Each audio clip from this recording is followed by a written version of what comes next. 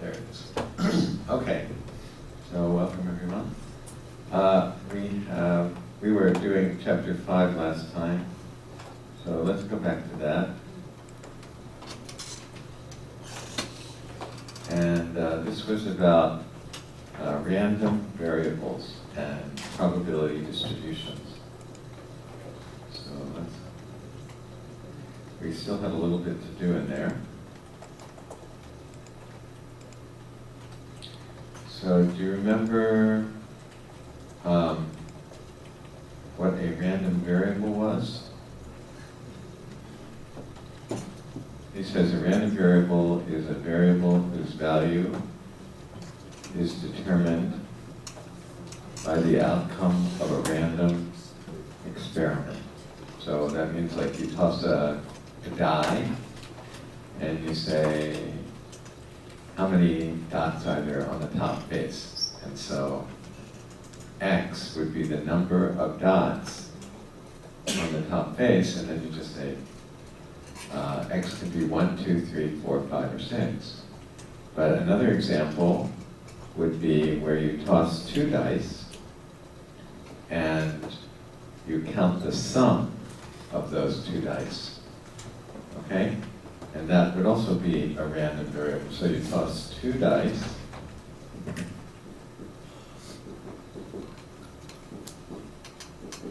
right? And you count the sum. So in that case, X is the sum of the 2 dice, right? So in that case, what can X be? If X is the sum of the 2 dice, sum of the dots. So it could be 2.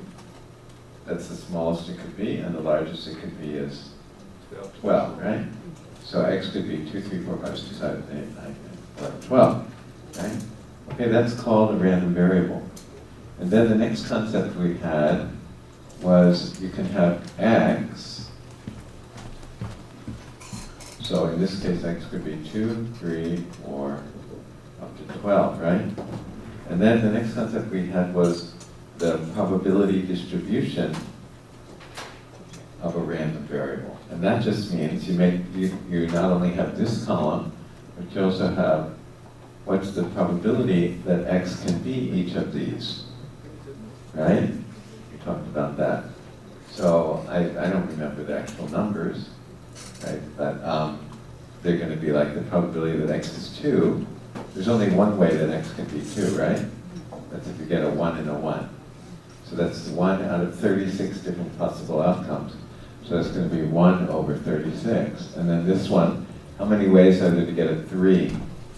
2 ways. You get a 2 and a 1 and a 1 and a 2. So that's 2 out of 36.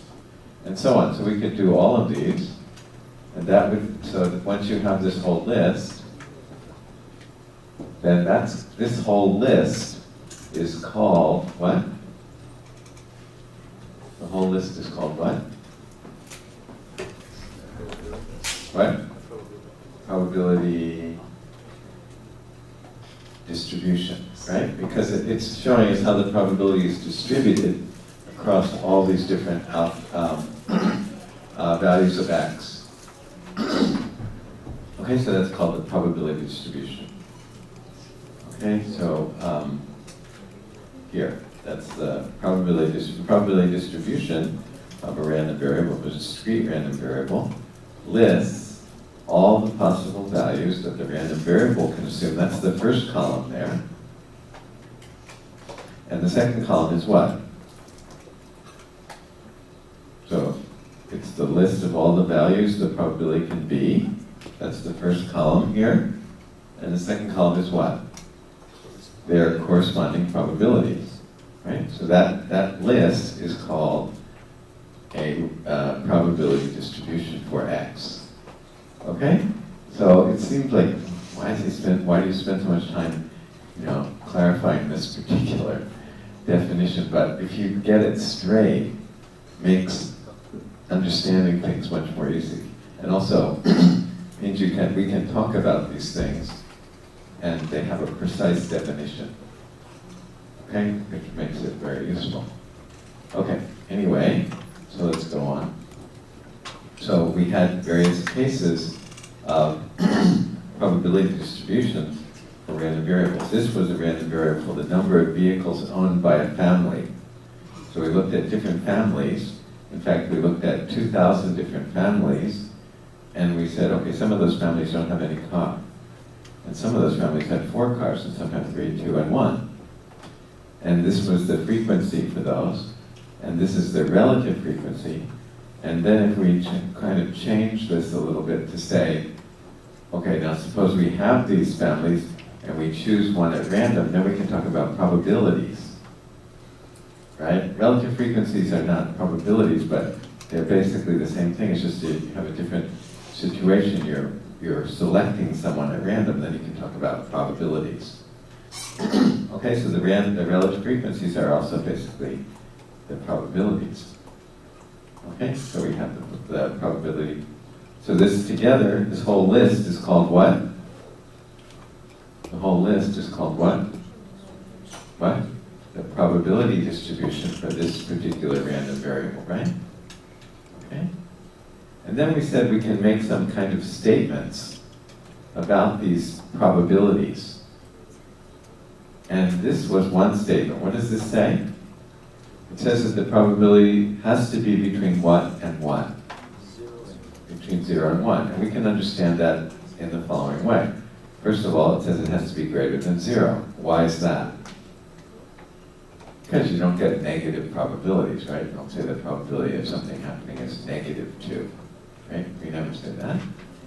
And this one means what? You never say the probability that it will rain tomorrow is 120%, right? So it has to be less than 1. Okay? And then this one is what?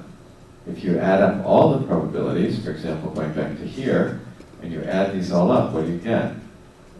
1, right? You take the probability of everything, of every possible outcome, every possible distinct outcome, then you have to get 1, right? So that's what this says. Okay? The sum of all the probabilities has to equal 1. Okay? Okay. And then this is just a picture of that same probability distribution, right? So we have x along the bottom, means x is the different values that it could take. Remember, this is about the cars, number of cars. So x could be 0, 1, 2, 3, 4. And then the y-axis is the probabilities.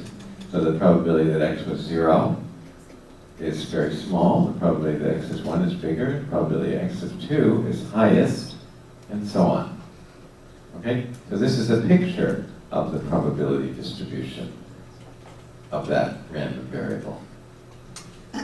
Okay? Everyone agree with that? Okay. Well, we have some other ones. And we looked at these and we said some of these are impossible.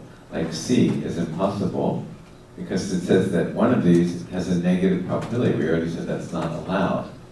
So this is not a real probability distribution. It's not possible. This one is also not possible because if you add these up, you don't get 1, supposedly. I didn't bother to add them, but I'm assuming that that's true. Okay? So there were the answers. All right, so now,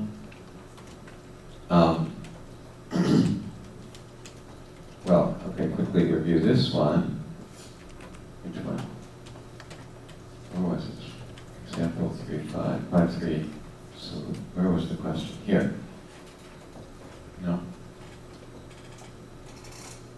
Oh, here. Here, this one. Find the probability that the number of breakdowns for this machine. Okay, we have to look at the. This is about a machine that breaks down sometimes. Okay? And it can break down 0, 1, 2, or 3 times with these probabilities. So if I ask you, what's the probability that it will break down 1 time per week? What's the answer to that? What's the answer to that? 20%. If I ask you, what's the probability that it'll break down 2 times a week? What's the answer to that? If I ask you, what's the probability that it will break down 1 or 2 times a week? What's the answer to that? So this or this means this plus this. So it's 55. If I say, what's the probability that it will break down less than 2 times a week? So less than 2 means what? 0 or 1, so that's 15 plus 20, 35%. Okay? And so on. So they ask these questions exactly 2 times, 0 to 2 times, more than 1 time, at most 1 time. Okay? These are all the same kinds of questions. Okay? And you can do them like this. What's the probability that it's exactly 2 times? 35%. What's the probability that it's between 0 and 2 times? That's 0 plus 1 plus 2, which is this, this, and this, which is that. Okay? Right? Between 0 and 2 means what? 0, 1, 2. Right? Greater than 1 means what? 2 or 3. Okay? And so on. Okay, and then we did this, and we did that. And then we came to this. That's where we stopped last time. So this is a very important concept. So I'm going back to it now. So what's the name of this, by the way, at the top of this screen? What does it say? Mean of a discrete random variable. Right. The mean of a discrete random variable. So that looks like the mean that we know about. In fact, they're even using the same symbol, right? But I said that it's not the same.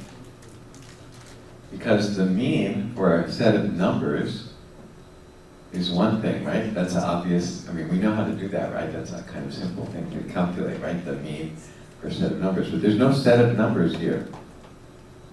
It's just, there's no numbers, there's no set of numbers here. Of course, we have a set of possible values of x, and we have probabilities of x, but we're not talking about a set of data here, right? We're talking about like let's say the rolling the die here. Here, this is just some different possible values of x, and these are their probabilities. But there's no, I don't have any set of numbers here, right? So I can't calculate the mean, right? Because we know how to calculate the mean for a set of numbers, and there's no set of numbers here. So what I said is, this is a different word, actually. It's spelled the same way, but it's a different word. Okay? So this is, but it seems similar, so they're using the word mean, but it's really different. Okay? So I explained that the way you can understand this is, suppose I want to know, so this is called the mean of capital X, where X is a random variable, like this case, the mean of this. Okay? Now what does that mean to you? Does that mean anything? Here's this random variable. It's not a set of data, so you can't calculate it, right? But what does it mean to you, the mean of this random variable? Does that have any meaning to you? So what is this random variable again? The sum of the number of dots when you toss 2 dice. And now I'm asking you for the mean of that. So does that have any meaning? Technically it doesn't to us because we don't have a definition. But does it suggest anything?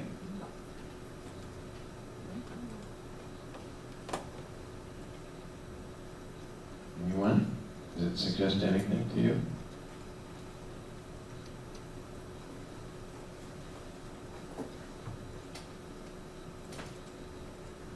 Okay, good. What? Maybe more specific.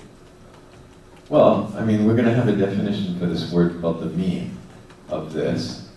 So I'm just asking you if you can guess what it is. Because if we're using this word mean, which we think we know the meaning of, right? But as I said, it's really not the same word, but still, I'm just asking you. It's average. The average, yeah, but what does it mean here? Average is for a set of data, right? A set of numbers. A set of numbers. There's no set of numbers here, unless you just mean this set of numbers, but that's not what we mean.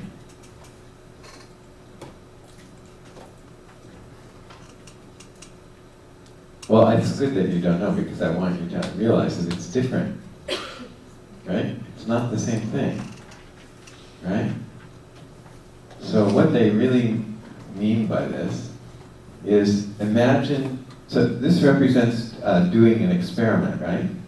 Rolling in 2 dice, right? So imagine rolling the dice, many times, like taking 2 dice and rolling them many times, each time marking what you get. So you can sort of generate a set of numbers then, right? You can generate a set of data. Okay? So, for example, suppose we roll the 2 dice 10 times. Maybe the first time the sum will be 3, and the next time the sum will be 8, and the next time the sum will be 12, the next time it'll be 11, the next time it'll be 5, next time it'll be 7, and so on, right? Now, I can just keep going, right? But this is a kind of set of numbers, right? But in a sense, it's an infinite set of numbers, but let's just make it simpler by saying, okay, let's just cut it off somewhere. We do it 10 times, or we do it 100 times, or we do it 1,000 times. Okay, so we have a set of numbers, like 100 numbers there. Now we can certainly calculate the mean of those numbers, right? And what do you think that mean is going to be, or what do you think it's going to be close to? It's going to be close to the number with highest probability distribution. Sorry? It's going to be close to... No, I just want to know, what number do you think it's going to be close to? Do you want to make a guess? If you had to make a guess, like everybody in the room has to make a guess, and then whoever is closest to the actual one wins 1,000 yen. So what's your guess going to be? What guess do you want to make? So whoever gets closest is going to get 1,000 yen. We're going to do this 100 times. We can even do it actually by simulating it in like Excel or even in R. But anyway, suppose we did it 100 times, and everybody is going to get a chance to make a guess, and whoever is closer is going to get 1,000 yen. So what's your guess going to be?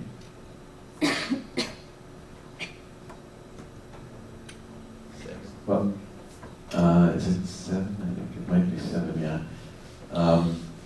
Let's just before we finish answering it, let's make a drawing of the probability distribution. So we have 2, 3, 4, 5, 6, 7, 8, 9, 10, 11, and 12, right? Now, 2 and 12 have the smallest probabilities, right? And they're the same, right? Right? And then 3 and what? 11, right? And then 4 and 10, 5 and 9, 6 and 8 and 7, right? So, it's going to be, this distribution is going to be symmetric around 7, right? So what's going to be the best guess? 7, right? Now, is it actually going to be 7 for if we take 100 numbers? No, probably won't be exactly 7, right? But if we took 1,000 numbers, you would expect it to be more likely or closer to 7, right? And if we took 10,000 numbers, you would expect it to be even closer to 7. And if you took 100,000 numbers, you would expect it to be even closer to 7, right? So what we're saying is that if we did it for kind of infinitely many times, we would expect it to settle down to 7, right? It would get closer and closer to 7. And that's what we mean by the mean of this probability distribution. Okay? That's what we mean. So we're going to say that the mean is the number that it gets closer and closer to. Okay? Does that make sense? Now, it turns out that you can calculate that number with this formula.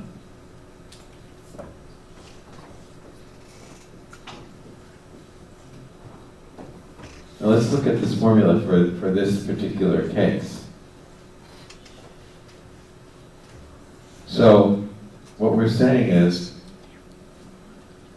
well, how many times do you, what percentage of the time do you think we're going to get 2s? Approximately what percentage in this process that I just described, where we toss it like 1,000 times, what percentage of the time do you think you're going to get 2s? What percentage? 1/36 of the time you would expect to get 2s, right? So 1/36 of the time you're going to get 2s. What percentage of the time are you going to get 3s? 2/36, right?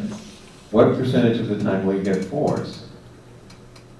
3/36, right? And so on, right? So, so then the calculation is we take 2 times its probability, plus 3 times its probability, plus 4 times its probability, and that's going to give you basically what you would get, right? Now, we don't expect it to be exactly the same because we're only doing it a finite number of times, right? But if you did it an infinite number of times, you would do what? 2 times this, and 3 times this. That is, if you want to, right? If you want to calculate the mean, you would do 2 times 2. This is the percentage of times you would get 2 is 1 out of 36. So if you multiply that times 2, that's like the number of 2s that you're going to get, and then the number of 3s that you're going to get, and so on, right? So the formula then becomes this, right? You add these up, and that's going to give you the mean. Does that make sense? Okay? So this is then the definition of the mean of this random variable. Another way to do it, I guess, is if I can remember how to do this, right? If we do it, let's say we do it a few times. So we get, let's say we have a random variable called x, and it can take x1, x2, x3, x4, x5, and x6. These are the different values that it can take. Okay? And the probabilities are probability of x1, probability of x2, probability of x3, and so on, right? Everyone understand? Okay, so what is, so when we do this a finite number of times, we're going to get like, you know, let's call it k1 x1s, right? We're going to get a certain number of x1s, right? Plus k2 x2s, plus k3 x3s, plus k, right? Up to plus k6 x6s, right? You understand? That makes sense? A certain number of times we're going to get x1, certain number of times we're going to get x2, and so on. And these k's, if we add up all the k's, that's going to be the total number of times we perform the experiment, right? So this is equal to the total number. Okay? So now if I want to calculate the average of all these outcomes, what do? I add up this, and this, and this, and I add them all up, and then I have to divide by what? The sum of k, right? The sum of all the k's.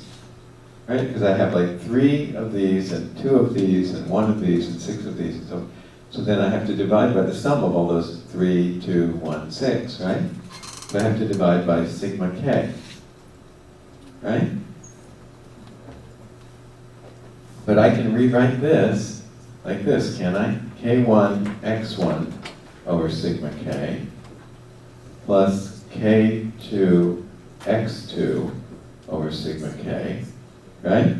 Plus the last one, k6 x6 over sigma k, right? I can do that, right? But then I can also just write that like this, right? k1 over sigma k times x1 plus plus k6 over sigma k x6, right? Now, what is this? This is the relative frequency of x1. And what is this? This is the relative frequency of x6, right?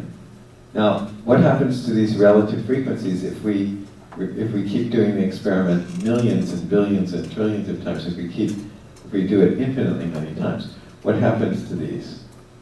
These get closer and closer to the probability of x1. And this gets closer and closer to the probability of x6, right? So in the long run, they say, in the long run means you do it an infinite number of times, then this gets close to the probability of x1, and this one gets close to what? Probability of x6, right? And so what's the formula? Probability of x1 times x1 plus probability of x2 times x2 plus all the way up to this one, probability of x6 times x6. And that's what we have here. Okay, so that's the definition for mu. Okay? A mu of what? Not mu for a set of numbers, but mu for what? A probability, mu for a random variable. Okay? A different thing, even though we use the same word, right? It's really not the same thing. Right?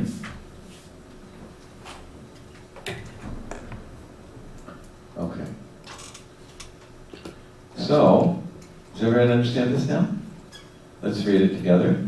The mean of a discrete random variable, we're only talking about discrete random variables right now, x, is the value that is expected to occur. Remember I said, what do you think the average will be, right? And you guessed 7. Per repetition, on average, if an experiment is repeated a large number of times, it is denoted by mu and is calculated like this. Okay? The mean of a discrete random variable, x, is also called the expected value. So instead of calling it mu, they often call it the expected value. Okay? Which is basically what we were talking about, right? The expected value of the average. And is denoted by e of x. So in other words, this and this are just the same thing. Okay? So you can use either symbol. Okay? And not only can you use either symbol, but your book can also use either symbol. So you have to be able to recognize either one of them. Okay? Okay. Recall example 5-3 of section 5.2. The probability distribution. Okay. Let's not do that. Okay. So how about this? Find the mean number of breakdowns. How do you do this? So here's the random variable, and here's its probability distribution. So what do? You take this number times this number, plus this number times this number, plus this times this, plus this times that. Right? And that will give you the mean. Okay, and that will give you the mean number of breakdowns per week. That's the expected number of breakdowns per week. Okay? The expected value. Okay, so this is just what they did, xp of x. So this number times this number is here, this number times this number is here, and so on. So you get these, you add them up, that's what the sigma says. So you add them up, you get this. So the expected number of breakdowns is what? 1.8. Okay? Now what does that mean? That's kind of a weird thing because you can't get 1.8 breakdowns, right? So it's not like a real thing that can actually happen. It's just kind of an analysis, or it's just a kind of report about this random variable, right? Okay? Okay, the next one. Now, okay, we already stretched our definition of mean, right, to random variables, right? We stretched our definition of mean to random variables. So now we're going to stretch our definition of what? Of standard deviation also to random variables. Okay? So what can we mean by that? The standard deviation of a random variable. Well, let's go, it's easier to do this when you're looking at a graph. So do we have a graph? No. So we had a graph there. Or let's say we also have this graph. That one. Okay? Now, so what what is this about? What was this data from? What was this data from? The number of cars owned by families, right? So let's suppose this is from people from Beppu. So that, the people from Beppu, it looks like this. Little one here, bigger one here, biggest one here, another one here, and another one there, right? That's Beppu. And the mean for this distribution, this is not data, the mean was what? Did we do it? Or we didn't do it? Did we calculate it? No, we didn't calculate it. Okay, let's pretend we know what it is. Let's suppose it's 2. I don't know, it's really 2, right? Well, let's just pretend that it's 2. Okay? Let's suppose that the mean means sigma x p of x is equal to 2. Okay, let's just suppose that that's true. I don't know what these actually are. Okay, so it's like here. The mean is there. Okay, now, let's suppose we have another city, like Oita, instead of Beppu, and it looks like this.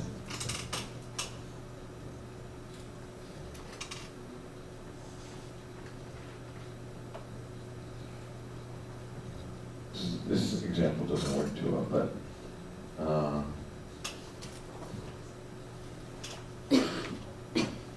no. Okay, no. So it looks like this.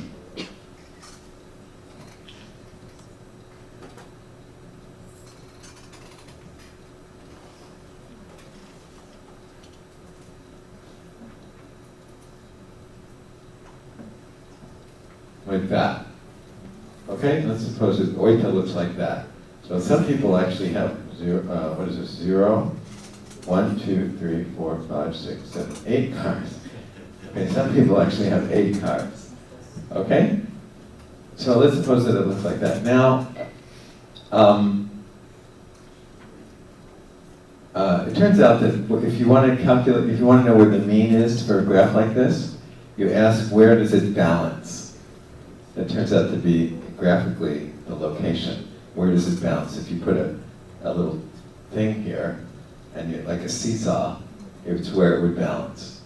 Okay, so that turns out to be true. So if that's true, it might be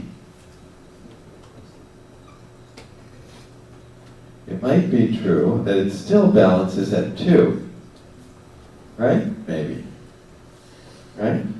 So the mean might still be 2 for Oita, right? Understand? But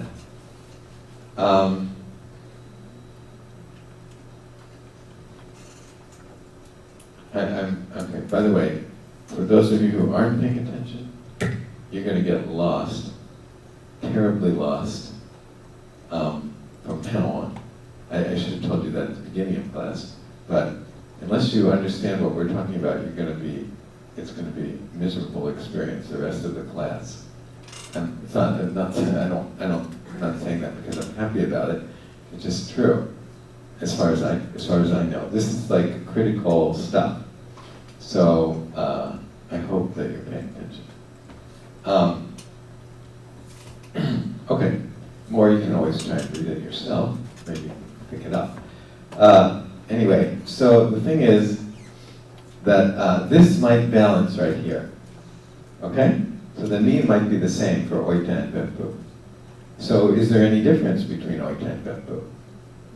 The means are the same, but is there any other difference? Well, obviously they're different, right? They're not the same. So how might you say, like, how might you characterize the difference? How might you kind of encapsulate the difference? What? The distribution of frequencies. The distribution of frequencies is different. Yeah, that's definitely true. And how about a more visual description of the difference. Yeah, what did you just do? Yeah, he said this and this. Do you understand what he means? This and this. What does he mean by that? The spread of data. Yeah, the spread of the what? Of data. Not data.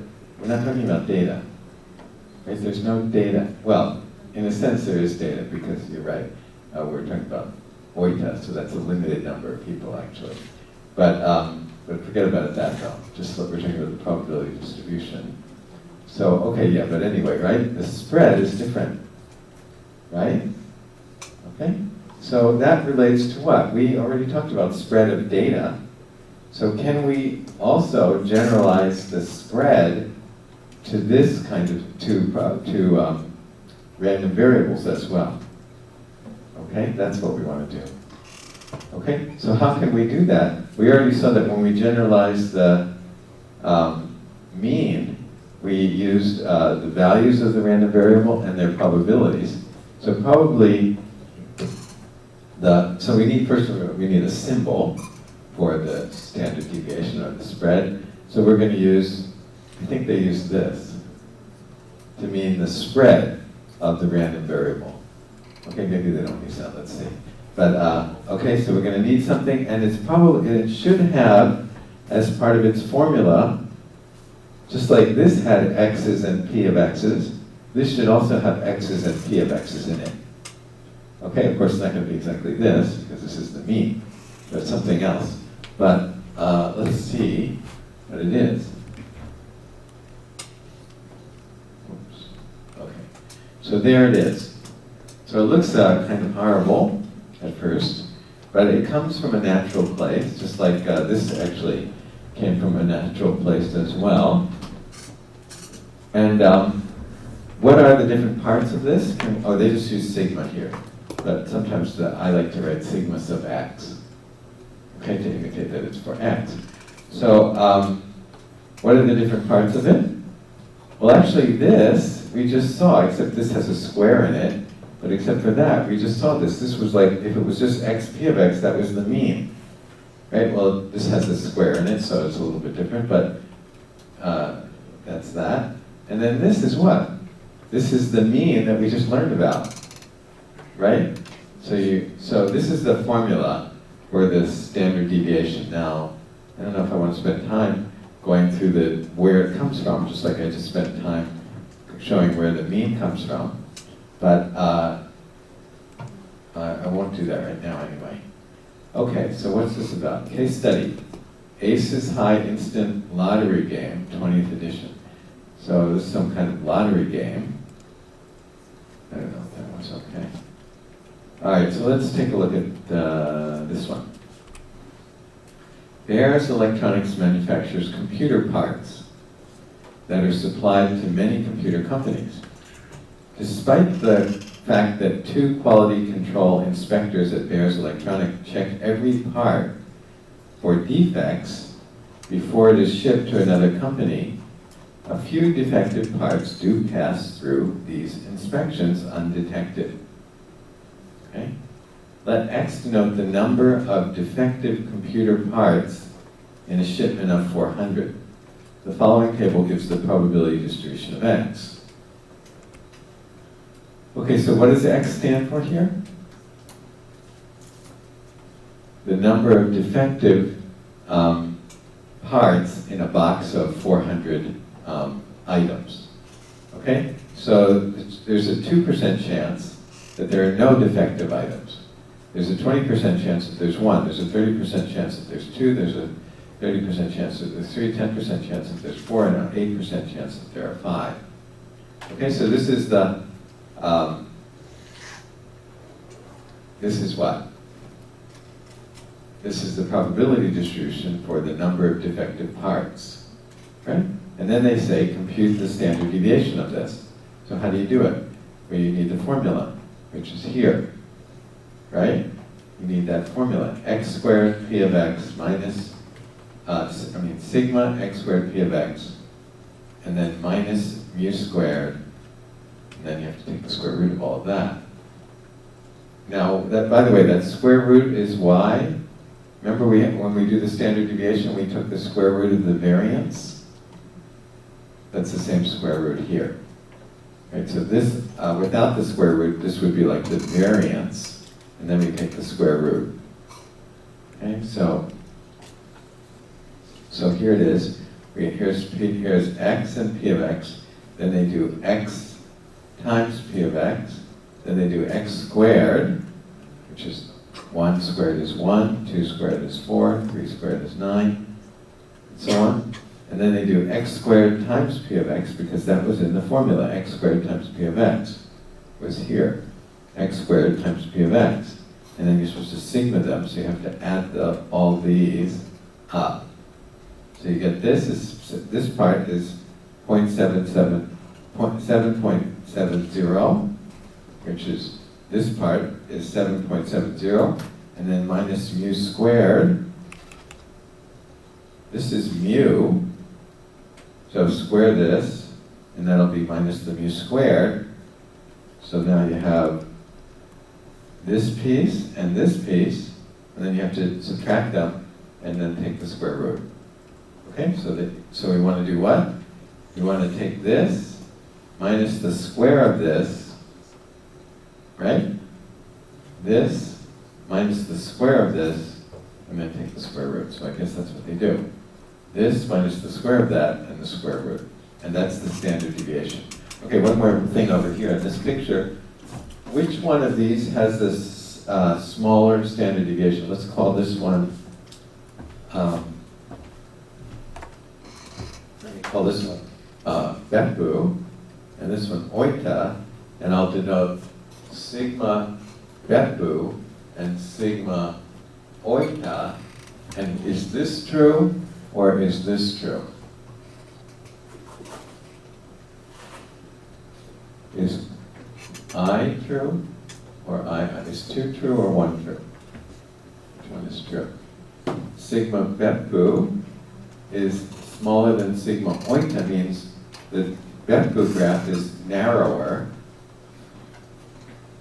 than the Oita graph, right?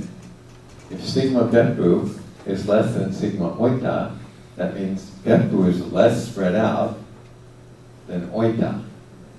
Or is it the other way around? Is Beppu more spread out than Oita? Which is true? Which one is true? Statement 1 or statement 2? 1, right? Beppu is less spread out than Oita, right?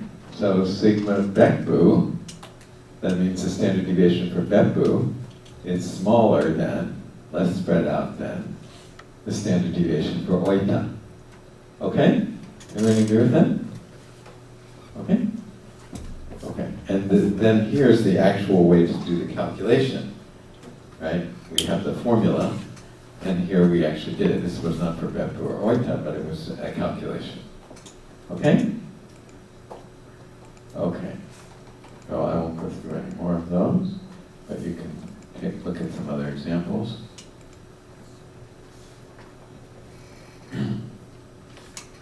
Do we need to do this? No.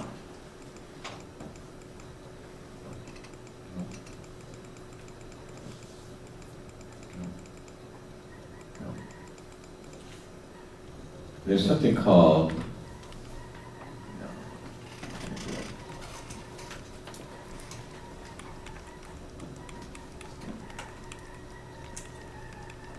so I'm skipping all of this.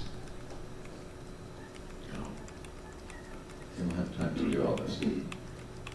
If we had,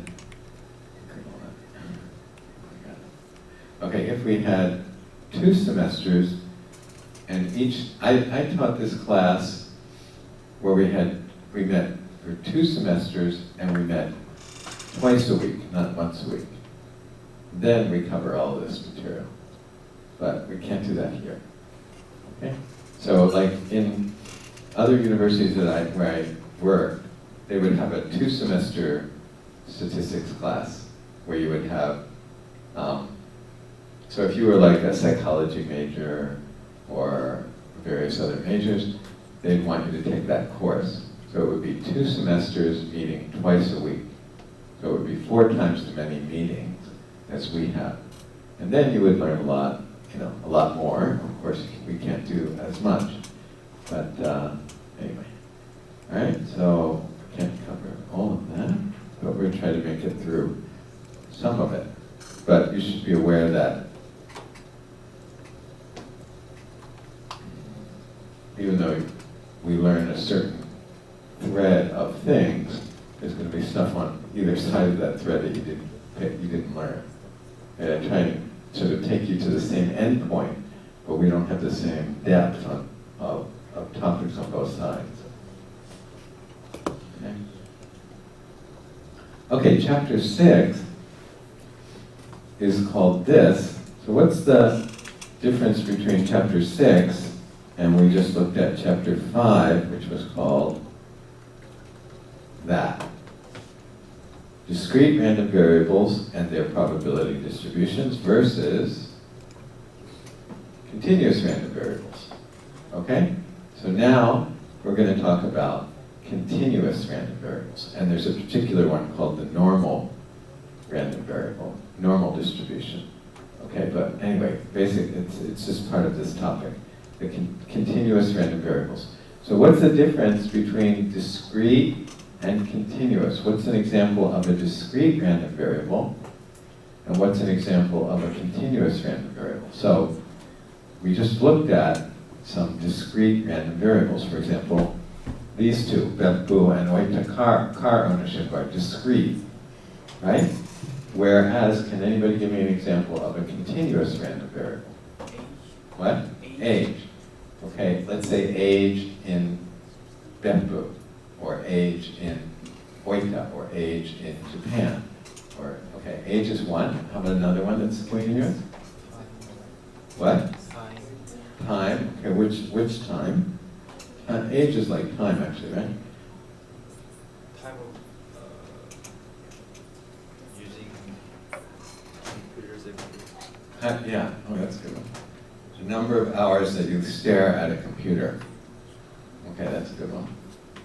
So we could have for, the average student at APU, or not the average, but the number of hours that APU students stare at computers. How about the number of hours that you sleep? Number of hours that you do homework, right? And so on. Okay, all of those are continuous random variables. Good. Okay, well, let's take a look at that. So continuous probability distribution. So they say the height of female students in inches. Okay, so 60 inches is 60 times 2.5, 2.54. So it's what? 150, right? Okay, so these are students that are around 150.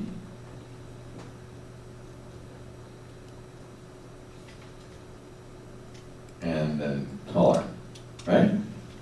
Okay, so we had, how many people are in this range? 90. How many people are in this range? 170, and so on. The total population, this is close to APU's population, is 5,000, right? Okay, now, is height continuous or discrete? Naturally, it's continuous, but here they've broken it into categories, right? They didn't say, they broke it in from 60 to 61, right? So they made it into what? Discrete. Okay, but naturally it's continuous, right? Okay, and then here we have the frequencies and the relative frequencies. And the total number of people is 5,000, and the sum of the relative frequencies should be 1. Okay? And here is a histogram and polygon for this data. So there were some people that were in this height range, but not many of them, right? The peak is here, and there were some people that were quite tall as well. Okay? And so the bar graph is called the histogram, and the line is called the polygon. Okay? Okay. Probability distribution for the heights. Looks like this, right? Okay, continuous So now we can say that this is kind of a probability distribution. We called it the polygon here, but when we sort of take the dots away from it, it's called the probability distribution for heights. Okay? And heights, now since we took the dots away, actually we're moving towards thinking about it not as discrete anymore. Okay, now we're trying to go bring it back to the fact that it was actually continuous. Okay? So, continuous probability distribution. Two characteristics. The probability that x assumes a value in any interval lies in the range from 0 to 1. So what they mean by that is, if I want to know what's the probability that someone has height between here and here, they're just saying it has to be between 0 and 1. That's a pretty minimal thing to say, right? Not very strict. It's not very interesting even. But it is true, right? And if I go from here all the way up to here, it's still, of course, still between 0 and 1. And if I go even from down here all the way up here, all the way up to up here, what's the probability that someone is in between here and here? It's still going to be between 0 and 1, right? So it's always the probability that x assumes a value in any interval lies in the range between 0 and 1. Okay, is that clear? Okay, the total probability of all the mutually exclusive intervals within which x can assume a value is 1, right? So if I look at all the intervals, like from here to here, then from here to here, then say from here to here, and then say from here to here, and then here to here, and then all of them, if I cover them all, then the sum has to be what? 1.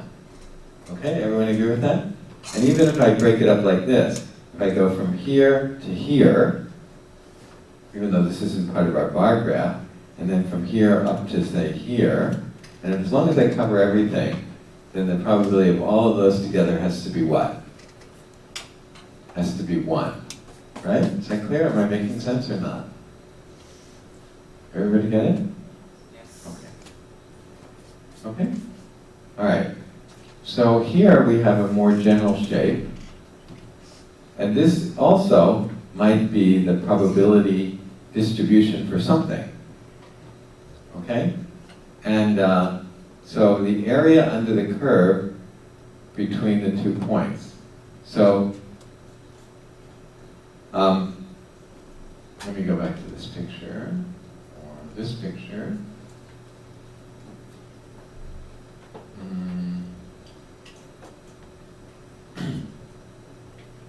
What's the height of, do we have this data?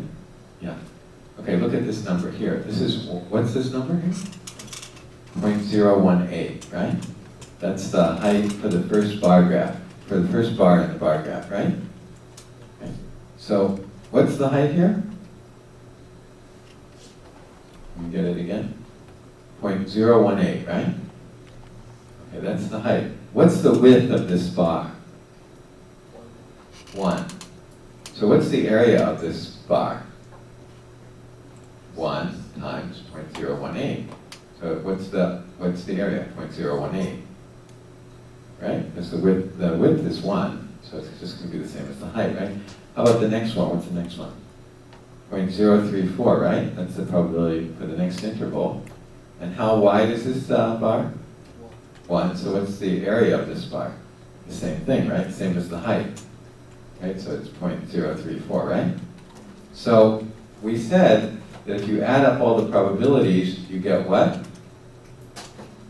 You get 1.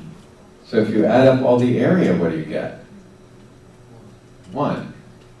Right? So the total area for this thing is 1.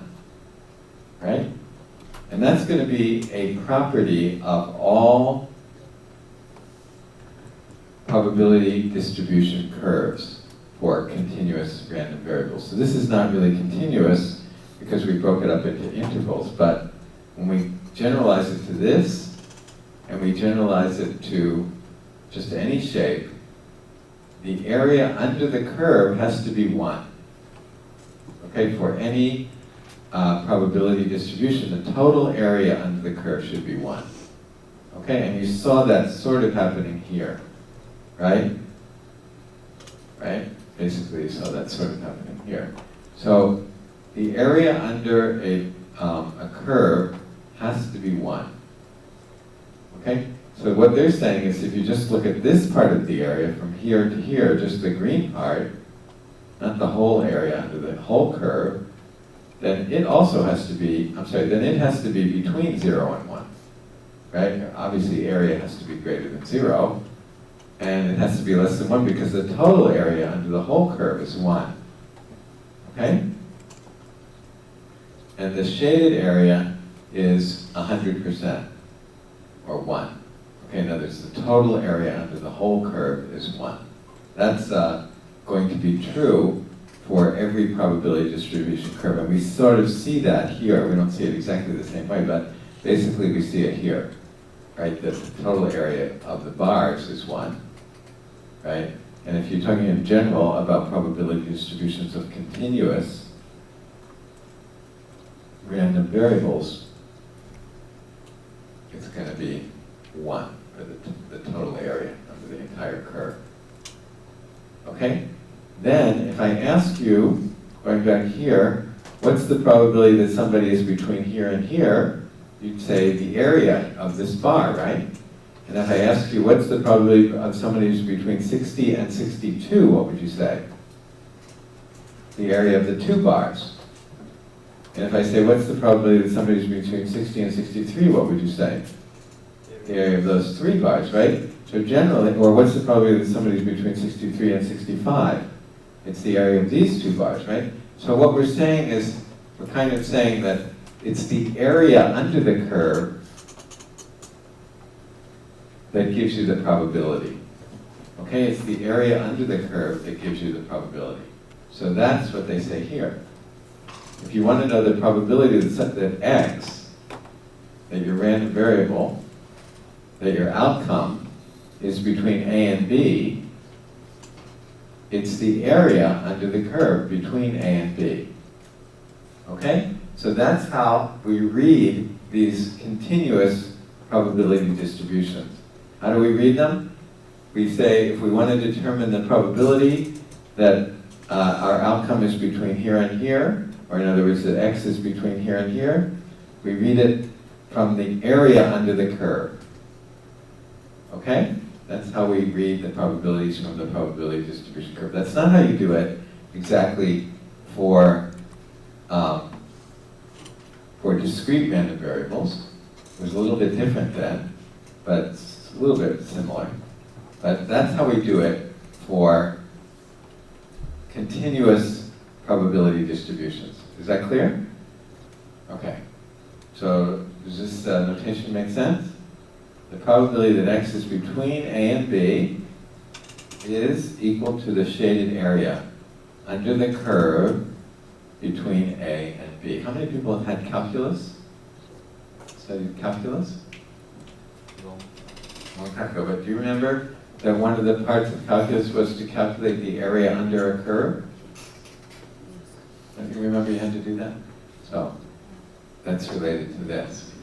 So sometimes it's easy to calculate the area under a curve.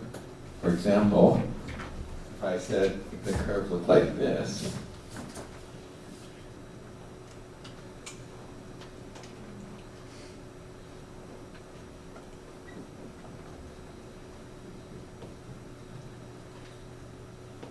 right? So the height is 1/10. Then if I ask you what's the area between 0 and 2, it's easy to calculate, right? You don't need calculus to do that. You just see it, right? It's just 2 times 1/10, 2/10, right? That's obvious. But that's a very simple curve, right? Just a flat line, right? As soon as the curve becomes, even if the curve looked like this, it's going to be a little bit harder, right? And then, of course, if the curve looks like, like like this, right, that gets harder, right? Then you might need calculus to calculate the area under that kind of curve. Okay? So some curves it's easy to calculate the area under, and some it's not. Now, by the way, I just drew this one here. We said that if it's a probability distribution, then the total area under the curve has to be what? 1. The total area has to be 1. So could this be a probability distribution? What's the total area under the curve? What's the length? What's the width? 10. And what's the height? 1/10. So what's the total area? 1. So this could be a legitimate probability distribution. But I'm talking specifically about continuous probability distributions here, right? That's what this chapter is about. So this could be a legitimate probability distribution for continuous probability distribution. Okay? But anyway, going back to this picture, the area gives us the probability, the area under the curve. Okay, so let's say this is people who are 65 inches and people are 68 inches. We want to know what's the probability that someone drawn at random from this group of people is between 65 and 68. If we could know the area under here, that would give us the answer. It doesn't, I don't know how to find the area under here, but this area represents that probability, right? Okay, is that clear? This area represents that probability. Okay, now one more thing. This is a kind of a weird mathematical statement. This question is what? Well, first of all, read the question. It just ends right here. So read this question. From here to here. What is that? How do you say that? The probability that x equals 67, but what does x stand for? The height of a person, right? So this says what? The probability that someone drawn at random is 67 inches. Okay? Now what they mean by saying that it's equal to 0 is how many numbers are there along this axis? There's an infinite number of numbers, right? When we're talking about continuous. So what's the probability that any particular value occurs? It has to be 0. Everything, otherwise, so the probability of a single point is always 0. Okay, only intervals can take non-zero probabilities. Okay, so that's what they mean by this. It's kind of a weird thing. But what that means, though, is if I ask you, what's the probability that x is between 60 and 65, that's going to be the same thing as this.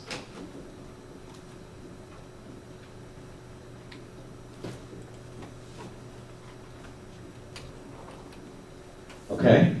These are going to be the same. Why are they going to be the same? Because all I'm doing here is adding two individual points, right? I'm just adding 60 and 65 to this. So I'm not adding any extra probability to it. Okay? So that's it. That's one implication of this. Okay, so the probability of a single value of x is always 0. The probability from 65 to 68 and 65 and 68, so that's what he says here. That less than or equal to, less than or equal to is the same as less than and less than. Okay? Okay, here's another example. Distribution of time taken to run a road race. So it could be between 20 and 25 minutes, 25 to 30 minutes, 30 to 35 minutes, all the way up to 110 minutes to 115 minutes. Okay? And here we have the relative frequencies. And here we have this kind of curve, which is like a histogram. And then we're going to, let's see, Okay. Any questions so far? What time is it, by the way? What time is it? 11:43. 11 what? 11:43. 43. So we still have time. We go till what time? 12:10, right? Okay. So, is this curve symmetric? No, definitely not, right?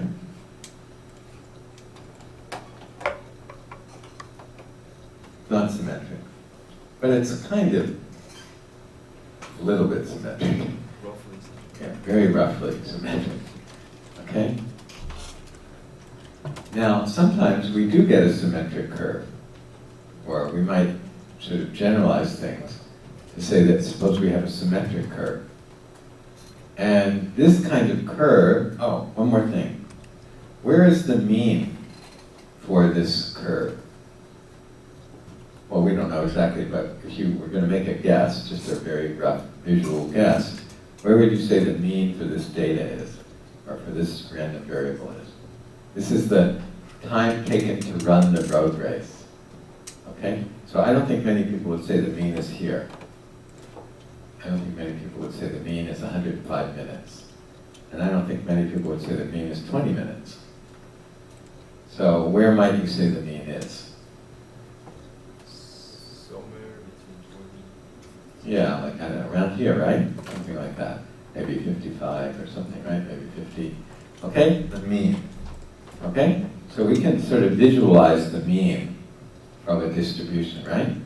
And we can also sort of talk about the spread of the distribution. In other words, the standard deviation. Like here, you already told me that this one has less spread than this one, right? Okay? So, now, how about this one? So where would you guess the mean is here? Well, they tell us where it is. But that's also where you would guess it was, right? Right in the center, right? Why would you guess that? Because this is symmetric. And where it's symmetric, around the place where it's symmetric is where you would guess the mean is, right? And then there's also some standard deviation, but we don't know really what that is. Okay, but that's supposed to represent the spread of this. Now suppose we had two curves, one that looks like this,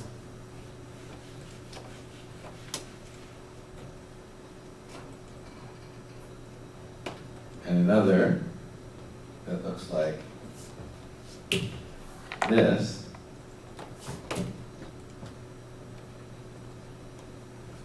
Okay, one is the green one and one is the red one. Now, I tried to draw them so that you would guess that the means were the same. The mean is here and the mean is here. I tried to draw them so that you would say the means are the same. Okay, so the means are the same. Now, do you think that the spread is the same for the green and the red? No, which one is more spread out? The red one, right? Okay, so the spread of the red one is bigger than the spread of the green one, right? So we could say sigma red one is greater than sigma green one, right?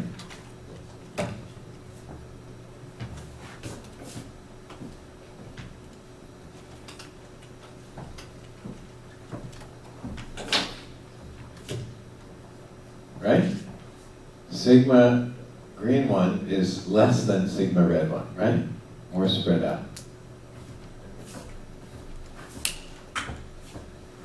So, and this shape like this is called a bell curve. Called a bell curve. And there's a specific type of bell curve which is called a normal distribution. And maybe this is actually a normal distribution. Okay? Again, no matter what distribution we're talking about, the area under the whole thing has to be what? 1, or 100%, right? So if this is also a distribution, it also must have an area of 1, or 100%. Okay? So the total area under a normal curve is that. So in other words, if you look here, which is at the center, how much area has to be to the left of mu? Half of it, right? So half of 1 is 0.5. And how much area has to be to the right of mu? Also half. Okay, does that make sense?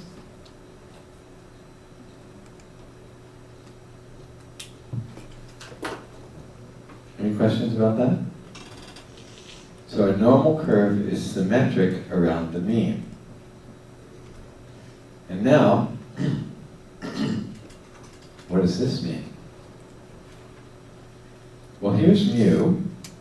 Now sigma is going to be what? A certain size, right? I don't know what it is, but it's going to be some size, some number, right? Sigma is going to be the standard deviation.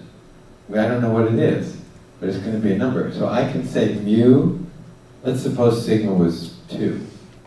Okay? So this would be mu plus 3 sigma, means if this distance is 2, say so that's, or maybe I better say here, this distance is 2, then so here is mu plus 1 sigma.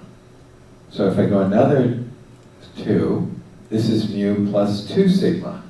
And then if I go another mu, that's mu plus 3 sigma. Okay, does that make sense? So here is mu plus 3 sigma, and here's mu minus 3 sigma. And we can talk about the area here and the area here. And obviously, are those areas small or big? Relatively small, right? Okay, does this make sense? Okay. Okay, now here we have 3 normal curves. And which one, they don't have colors, but is this have the biggest standard deviation or the smallest one, this one here? What's the standard deviation for this one? 5. What's the standard deviation for the other 2? 10 and 16. So this one has the smallest standard deviation. Means it's the most compact, right? And on the other hand, this one has the largest standard deviation. Means it's the flattest one, or the most spread out. The normal distribution curves with the same mean but different standard deviations. Now, one thing has to be true though, and that is the area under any of these curves has to be what? 1. Okay? Okay, now here we have three curves again, but they're not centered at the same place anymore. Now one of them is centered at 20, the next one is at 30, and the next one's at 40. However, the spread for each of them is what? 5. So the compactness of each of them is the same, but they're centered at different places. Okay, does this make sense? Make sense? So here, this one is still, these have the same spread basically, but they're centered here, here, and here. So 3 normal distribution curves with different means, but the same standard deviation.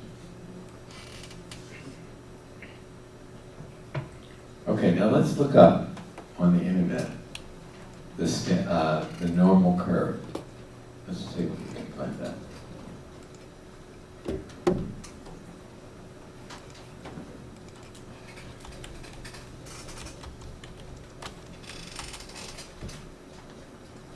Okay, so here it is. Looks familiar, right?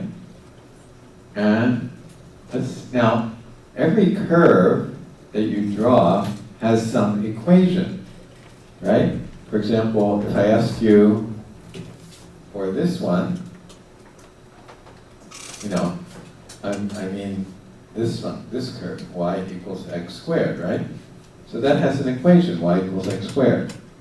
Or let's say we have this curve, y equals 1/x, right? What's that look like?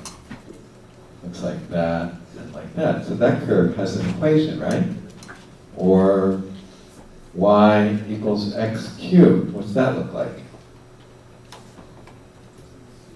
Y equals x cubed Looks like that. Right? So every curve has an equation associated, not unless I just draw a curve, you know, maybe that, I don't know the equation for that, but basically curves have equations. So we might want to know what is the equation for the normal curve. Right? Right? So in other words, it's going to be y equals some function of x, right? Just like every other curve is like that, right? The question is, what function of x is it? So let's see if we can find that out.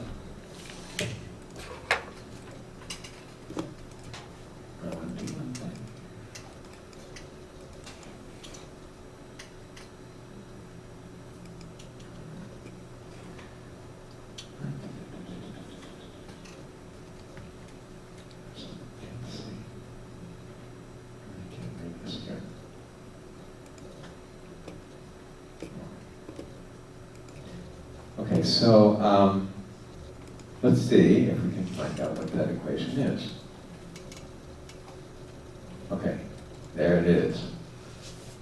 Okay, that doesn't look too friendly, right? But even if it doesn't look friendly, is it a function of x or not?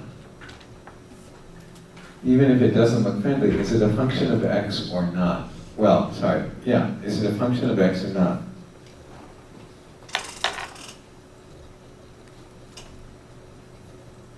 Crazy, all these things happening here.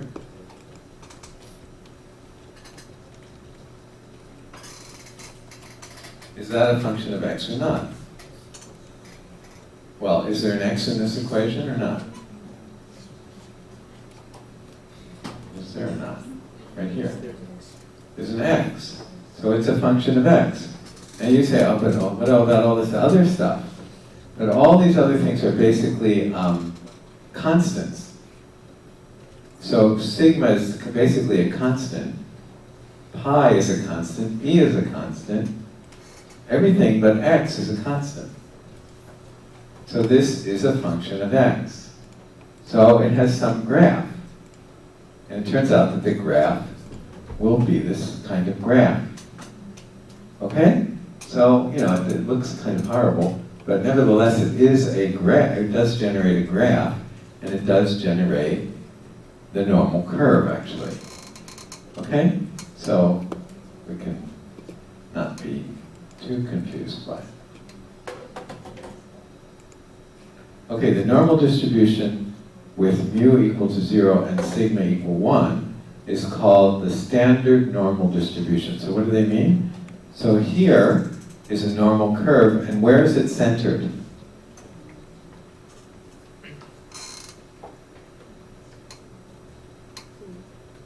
Centered at 0.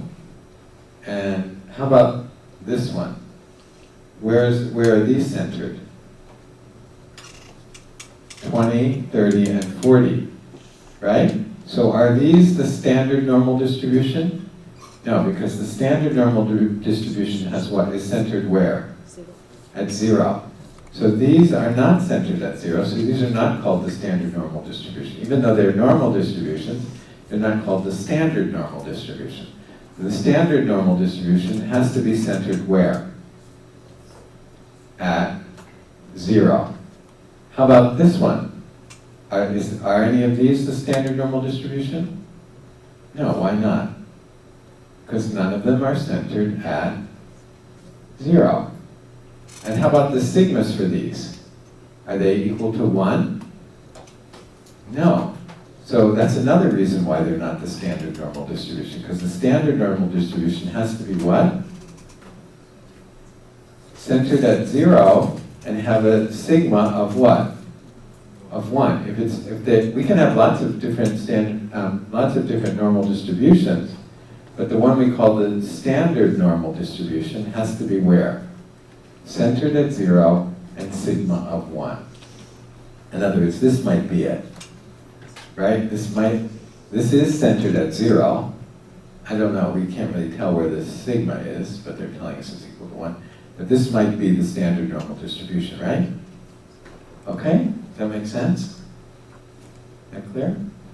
So, at least it's centered at 0. I'm not sure if the sigma is actually 1 or not, but I guess it is since they said it was, but okay? So the standard normal distribution is centered at 0 and sigma of 1. That's what we mean by standard normal distribution. Okay, all right, let's take a short break. 11:58. Should we have group? Yeah, let's do that. Okay, let's do groups, just like last time. You don't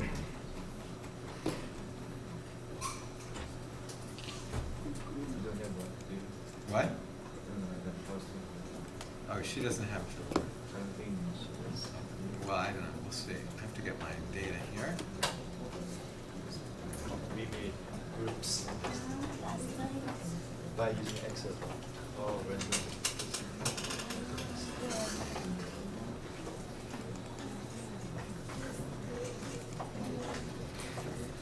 Okay, so I have the groups here.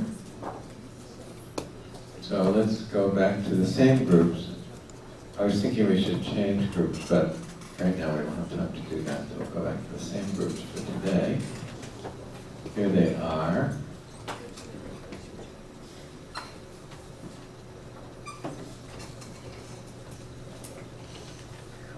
Okay.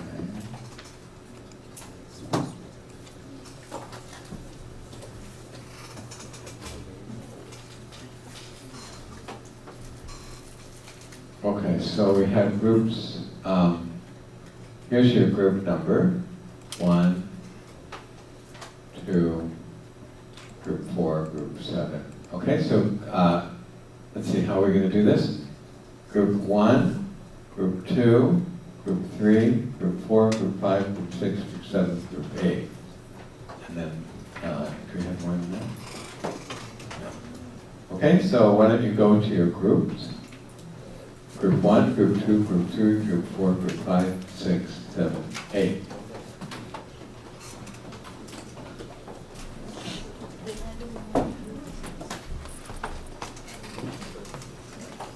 We'll have one problem. We only have time for one problem.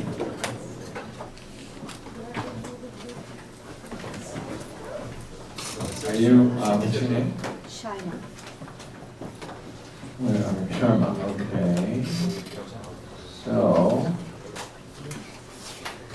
let's see. Yeah.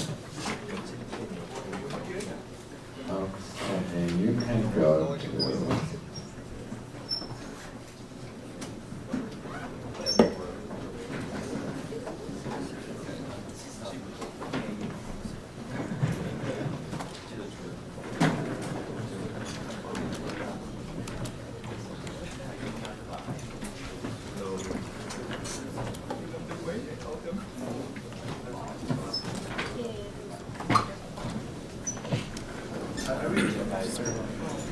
Like, I didn't join the last class, so like I have no group.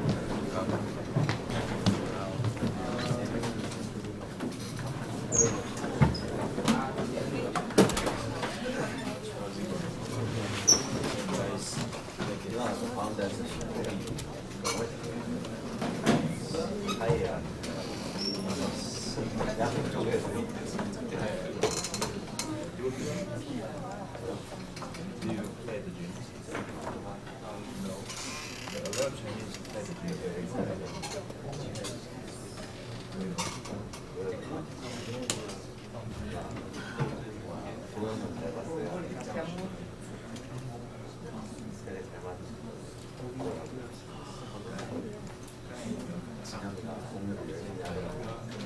Okay, so, Sharma, you can go to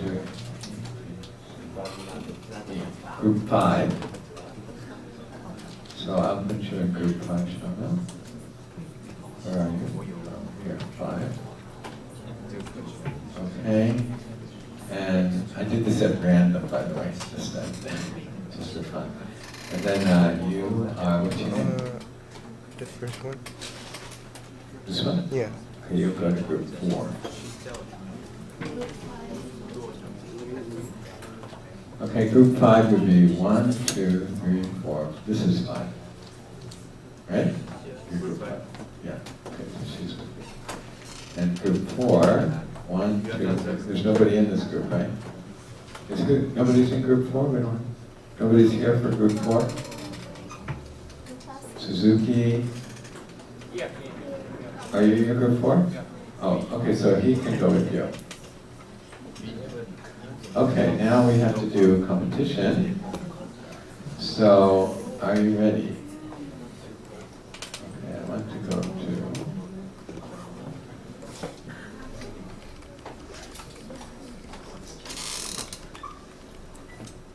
A little bit hard one, because we didn't do it yet. But...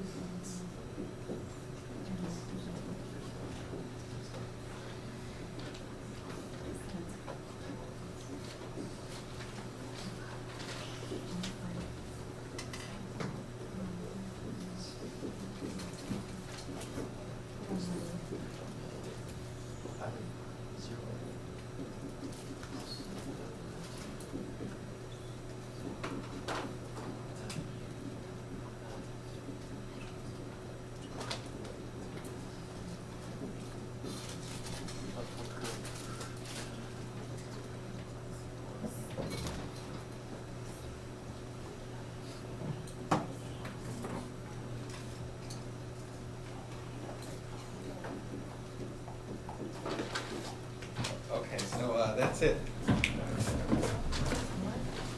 So X is the number of minutes you have, this is X, is the number of minutes you have to wait for the bus. Find the probability that you have to wait between 1 and 5 minutes. And here's the probability distribution for X.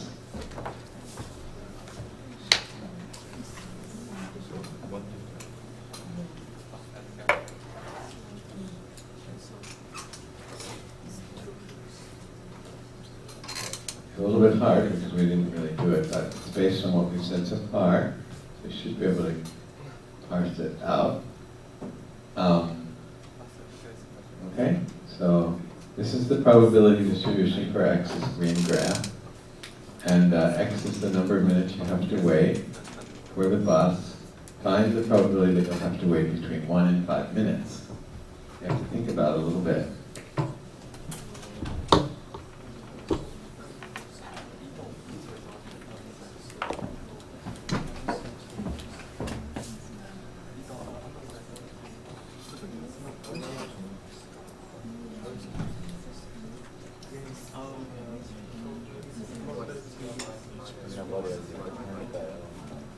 좋아해 보여요.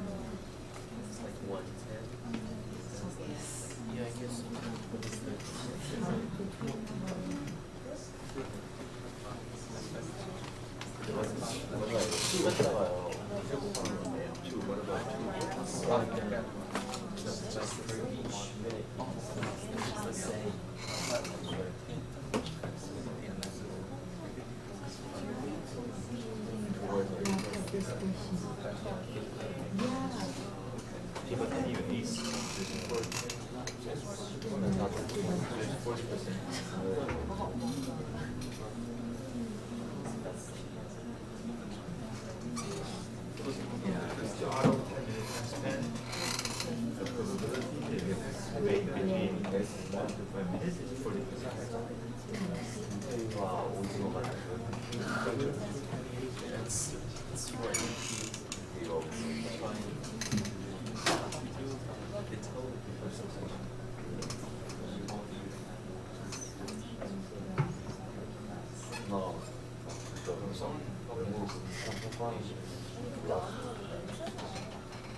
누나 사람 외모랑 그런 걸로 평가하는 사람이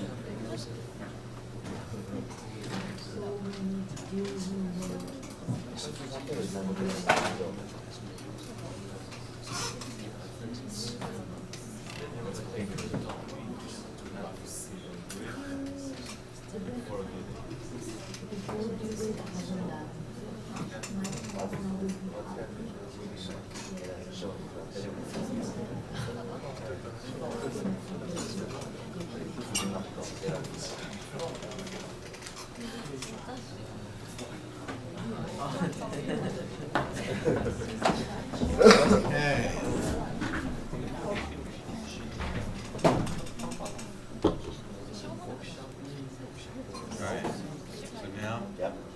So now we do the random selection. Have I done this before?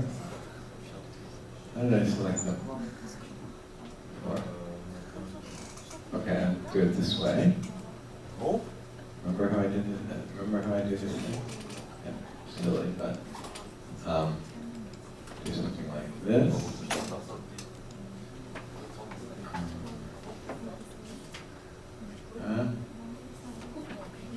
And then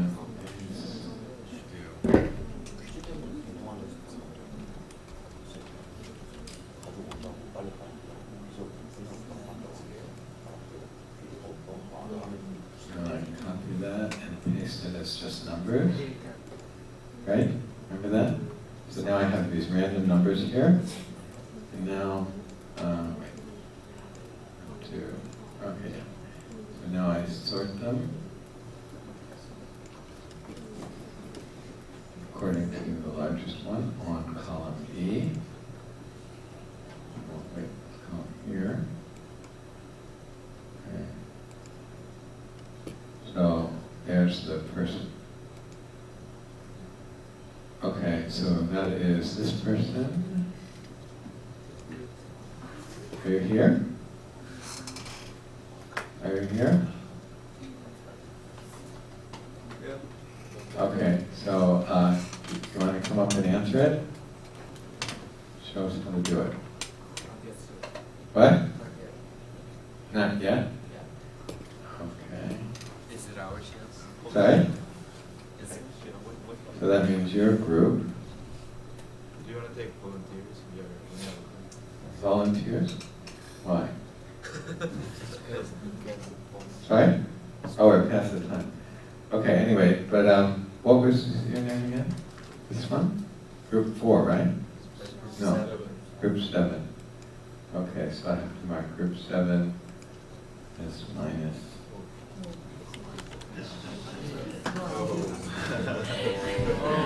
Oh, okay, I see. This thing has consequences. Okay, and let's try one more. Ready? Next person is this person, group 6, representative. Okay. Will she give? don't mind us.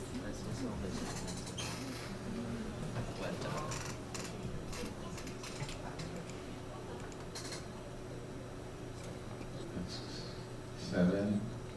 Copy that to all groups. 7.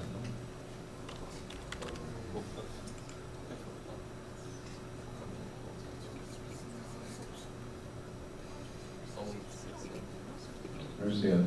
How many people are in group 7? That's 2. Okay.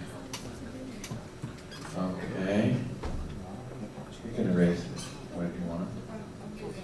Oh, okay.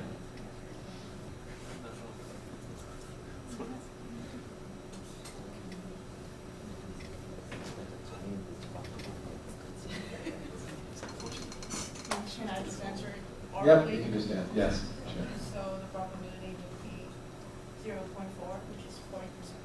Right, okay, she got it. Can you just tell us why? Because, like, the probability that you have to wait between 1 to 5 which is like the shaded area. Yeah, okay, that's fine. So she said the probability is because it's the shaded area under the curve, and that area is very easy to calculate because the width is 4 and the height is 1/10, so it's 4 tenths, right? 0.4. Bravo. Okay, what was your name again? I mean, sorry, which group are you in? 6. 6. Okay, so group 6 gets 100. Okay, that's all for today. So we're having this 아니요. game, right? Painful game. Here we Right? don't you better come back to you the album. So,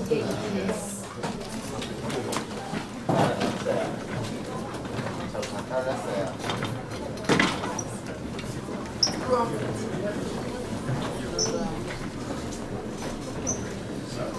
Thank you very much.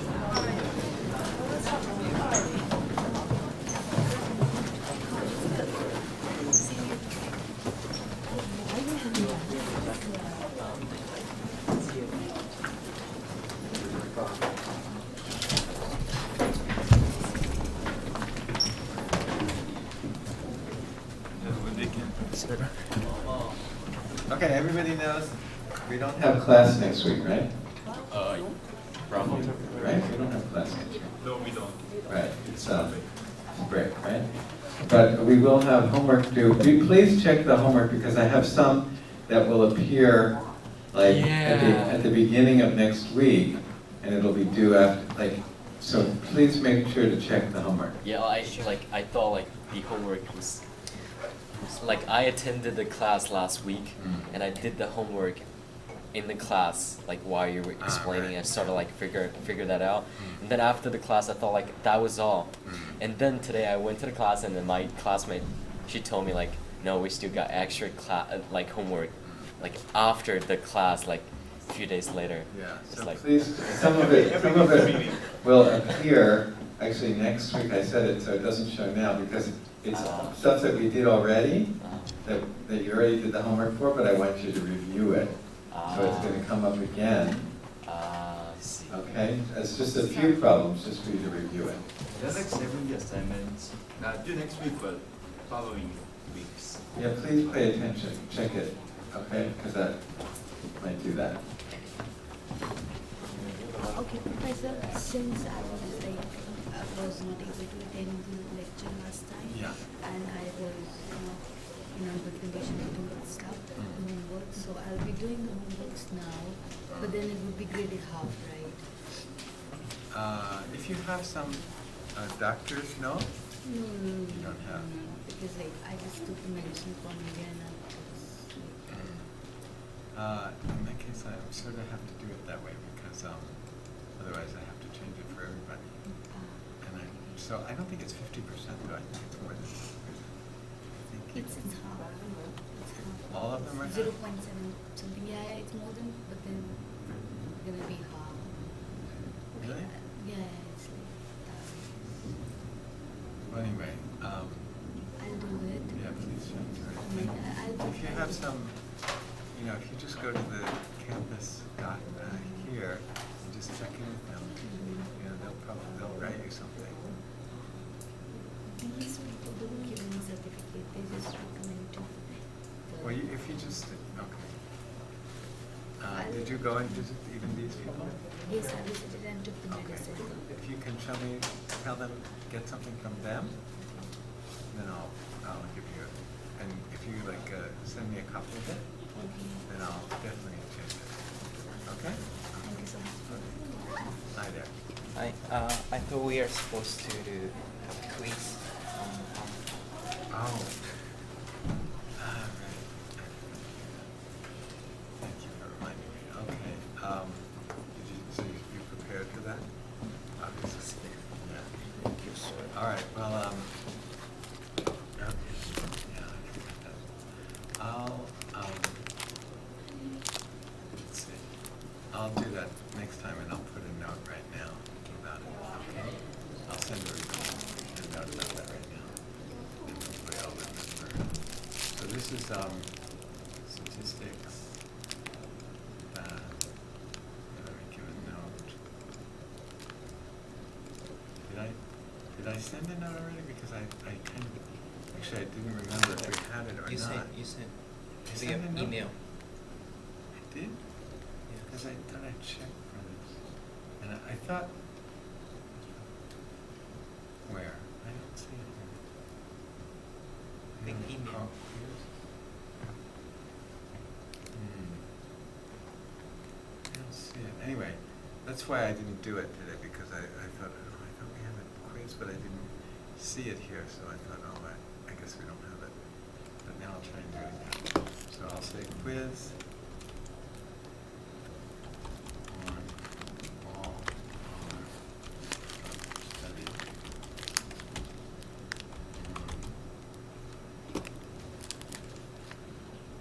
December 5th, right? That's our next class.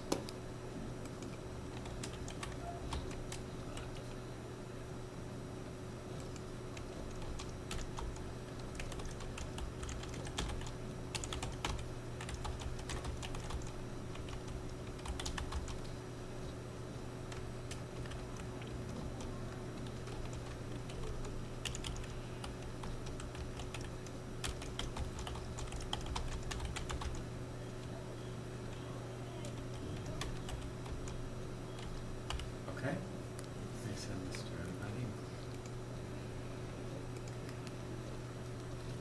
All right, okay, yeah. My grade for, Mm. I think 3 weeks ago, Mm. quiz for Code School wasn't showed. But Your grade for what? the quiz for, I think, Code School. But Code School quiz, okay. Yeah.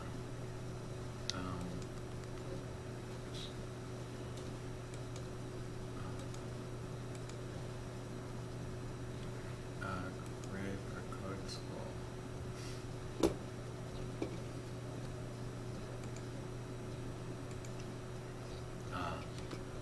Yeah, okay. I have to grade this, so I'll do it. Okay, and then it'll show. yeah. Thank you.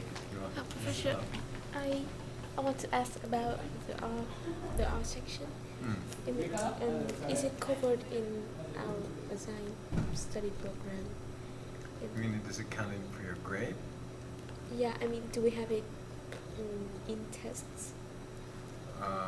Which test? Like Final exam? final exam or Ah. things like that. Final exam? No, but I just sent an email to everybody just now. Yeah, we just and- received it. Did you got it? Okay. Yeah. So it says we're gonna have a quiz on December, next class on our, so it counts as a quiz, but not, it won't include it for the final exam. Okay, it's quite difficult Quite to difficult? understand. Yeah. Yeah? I'll try to review it. Did you do Code School? I'm doing to chapter 3 or 4, I think, because I don't really have much time. I have to finish all the exercise on one class. Yeah, I will try it's- in this break. Okay, so try it again. We have a quiz on December 5th, I think. And it's going to be on the Code School stuff that we did already. Okay, so,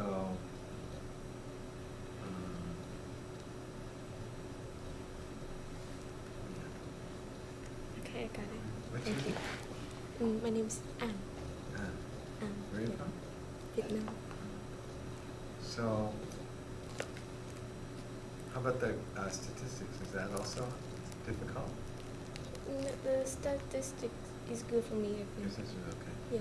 But the R is a little tricky. Yeah, it's a little bit hard. You know that you, in that Code School, you can, even if you did the problem already, you can go back and do it again, right? Yeah. You know how to do that, right? Yeah. Just click that little arrow on the right-hand side and it. Mhm. Okay. I have a bunch of videos that you can look at, but I'm not sure they're really helpful. But like here, if you go to, YouTube. Let's see if I have some.